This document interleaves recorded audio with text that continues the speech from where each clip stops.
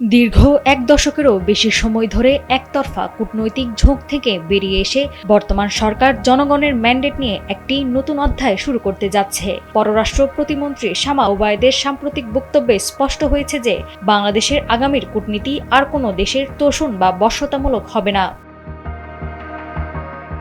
জনগণের ম্যান্ডেট নিয়ে গঠিত নতুন সরকার পররাষ্ট্রনীতিতে মেরুদণ্ড সোজা রেখে সব দেশের সঙ্গে সম্পর্ক এগিয়ে নিতে চায় বলেও জানিয়েছেন নতুন পররাষ্ট্র প্রতিমন্ত্রী শামা ওবায়েদ। দায়িত্ব গ্রহণের দ্বিতীয় দিনে পররাষ্ট্র মন্ত্রণালয়ে কর্মকর্তাদের সঙ্গে বৈঠক শেষে তিনি সাংবাদিকদের এসব কথা বলেন।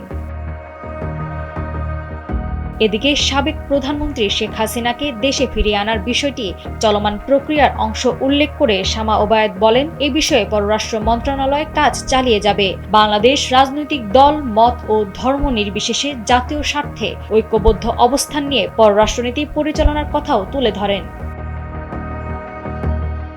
বাংলাদেশে বর্তমান কূটনৈতিক পরিবর্তনের প্রেক্ষাপটে ভিসা সংক্রান্ত জটিলতা একটি অত্যন্ত সংবেদনশীল ও গুরুত্বপূর্ণ ইস্যু হয়ে দাঁড়িয়েছে। বিশেষ করে ভারত, যুক্তরাষ্ট্র এবং ইউরোপের দেশগুলোর সাথে ভিসা প্রক্রিয়ার যে ধীরগতি বা কড়াকড়ি দেখা যাচ্ছে। ভিসা জটিলতা প্রসঙ্গে সাংবাদিকদের প্রশ্নে পররাষ্ট্র প্রতিমন্ত্রী বলেন, ভিসা সংক্রান্ত সমস্যাগুলো সম্পর্কে সরকার অবগত রয়েছে এবং কিভাবে এসব সমস্যার বাস্তবসম্মত সমাধান করা যায় সে বিষয়ে কাজ চলছে।